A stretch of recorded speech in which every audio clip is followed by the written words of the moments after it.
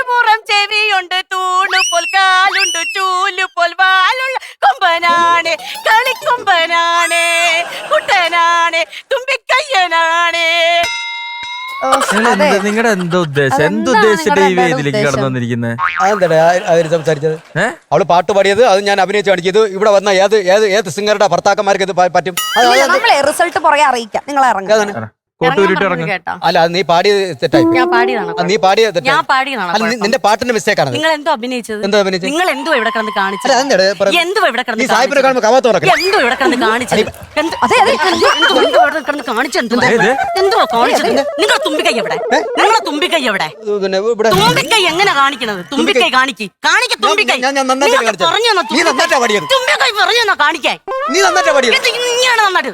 ഞാൻ എത്ര എപ്പിസോഡ് വന്ന് നിന്നെ ഞാൻ പൊക്കി പറഞ്ഞു.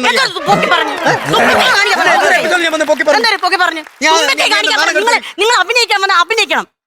പൈസ കംപ്ലീറ്റ് ചെലവാക്കി ഞാൻ പറഞ്ഞോളൂ വീട്ടിൽ വെച്ച് തുമ്പിക്കൈ മര്യാദയ്ക്ക് കാണിക്കണം എന്നാലേ എനിക്ക് പാടാൻ പറ്റുള്ളൂ. ഫോട്ടോ ചേച്ചി ക്ഷമിക്കാം. അതിപ്പോ പിള്ളേരൊക്കെ കാണുന്ന ഒരു ഷോ ആണേ. അത്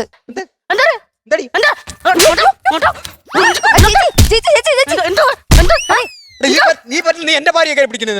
ഞാൻ തൊട്ടില്ല ചേട്ടാ. തുമ്പിക്കൈ കാണിക്കാൻ പറഞ്ഞ മര്യാദയ്ക്ക് കാണിക്കണം. പറഞ്ഞ മനസ്സിലായ? അല്ല ഇത് എന്റെ കുഴപ്പമാണ്. ഇവളെ പാട്ട് പഠിപ്പിക്കാൻ കൊണ്ടുപോയ സ്ഥലത്ത് നിന്ന് സംഭവിച്ചതാണിത്. തുമ്പിക്കൈയോ? അതെ ഇവിടെ പാട്ട് പഠിപ്പിക്കാൻ വേണ്ടി ഞാൻ ത്യാഗരാജ ഗുരുക്കളുടെ അടുത്ത് കൊണ്ടുപോയി പാട്ട് പഠിപ്പിക്കാൻ വേണ്ടി ഞാൻ 2 മാസത്തേക്ക് അവന്റെ ഫീസും കൊടുത്ത് ഞാൻ പറഞ്ഞു പാട്ട് പഠിപ്പിച്ച് ഇങ്ങോട്ട് വിട്ടാന്ന് പറഞ്ഞു. അപ്പൊ എന്തിന് ഒരു കാര്യത്തിന് നിന്നല്ല അവൾ എന്തിനു ശല്യം ചെയ്യണമെന്നൊക്കെ ഞാൻ പറഞ്ഞു വിട്ട്. പാട്ട് പഠിച്ച് ഒരു 2 മാസം കഴിഞ്ഞ് വീട്ടുകാരിന്നപ്പോ ഇവളെ ശൈലിക്കൊക്കെ ഒരു മാറ്റം, നോട്ടത്തിനൊരു മാറ്റം. അപ്പോൾ ഞാൻ പറഞ്ഞു നീ ഏതായാലും 2 മാസം കൊണ്ട് പഠിച്ചതല്ലേ, ആ പഠിച്ചതൊക്കെ ഒന്ന് കാണിക്കാൻ പറഞ്ഞത് മാത്രമേ എനിക്ക് ഓർമ്മയുള്ളൂ. കണ്ണൂർ നോക്കുമ്പോൾ ഞാൻ കോട്ടയ്ക്കൽ ആര്യവദ്യശാല കിടക്കാം. നീ എന്താണെന്ന് ചോദിച്ചു. എന്നെ പാട്ട് പഠിപ്പിക്കാൻ കൊണ്ടുവിട്ടത് എവിടെയെന്ന് അറിയാമോ? സംഘടന ത്യാഗരാജന്റെ അടുത്ത്. പിന്നെ ഞാൻ എനിക്ക് പഠിപ്പിച്ചതല്ലേ കാണിച്ചു കൊടുക്കാൻ പറ്റുള്ളൂ. ആദ്യം ഞാൻ ത്യാഗരാജനെ മാത്രമേ കണ്ണ് തുറന്ന് നോക്കണമായിരുന്നു. കണ്ണ് തുറന്ന്. ചേച്ചിയുടെ എന്റെയും കണ്ണു ഒരേ പോലെ ഇരിക്കണു. ഉണ്ടക്കണ്ണാണല്ലോ എന്റെ ഉണ്ടക്കണ്ണ. എന്നെ നാണം കെടുത്തി. ഈ ഫ്ലോറിൽ വെച്ച് നാണം കെടുത്തി. അത് ഞാൻ ചാവാൻ പോണം. ചില സമയത്തേ വരുള്ളൂ. ആ സമയത്ത് എനിക്ക് വിറയായിരുന്നു. കാര്യം ഇവരെയൊക്കെ മുമ്പിൽ എനിക്ക് പാടാനേ. ഓ അതാണ് ഞാൻ അങ്ങനെ പാടുന്ന ഒരാളല്ല. എന്നാ അങ്ങനെ പാട്ട് പഠിക്കുന്നേ ഉള്ളൂ. നല്ല പാട്ട് പാടി നല്ലൊരു പാട്ട് പാടി കേൾക്കാം. ഇങ്ങോട്ട് വരരുത് കേട്ടോ.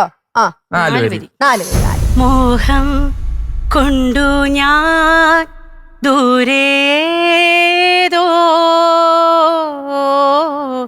ഈണം പൂത്തനാൾ മധു തേടി പോയി നീളേ താഴെ കതിരാർന്നു പൂവനങ്ങൾ. മോഹം കൊണ്ടു ഞാൻ ദൂരേതോ ഈണം പൂത്തനാൾ മധു തേടി പോയി.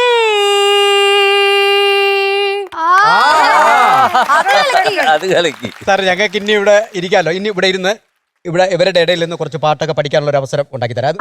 കേട്ട് പഠിക്കട്ടെ പാട്ട്. ഇവര് കണ്ടസ്റ്റൻസിന്റെ ഇടയിൽ ഇരുന്ന് വേണമെങ്കിൽ കേട്ട് പഠിച്ചോട്ടെ. അല്ലേ അതല്ലേ നല്ലത്. അത് നീ എന്റെ മാനകാലത്ത് അതെ ഞാൻ വിചാരിച്ചേ മറ്റൊരു തന്നെ ഇറങ്ങിപ്പോയി നമ്മളെ വില പോയനെ.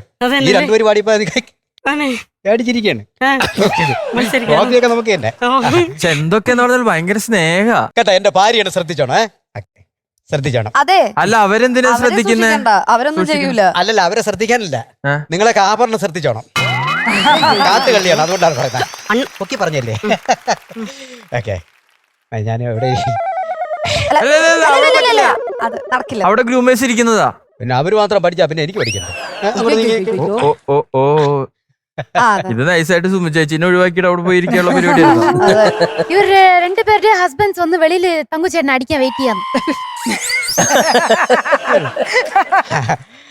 2 അടി കൊണ്ടാലെന്തേ ഒരു കുഴപ്പമില്ല. ചേട്ടൻ ഇവിടെ ഇരിക്കുന്ന അവർ കുഴപ്പമുണ്ട്. സാരമില്ല. അത് ഞങ്ങൾ തമ്മിൽ ഇത് കഴിഞ്ഞ ശേഷം ഞങ്ങൾ റബ്ബർ തോട്ടത്തിൽ കാണും.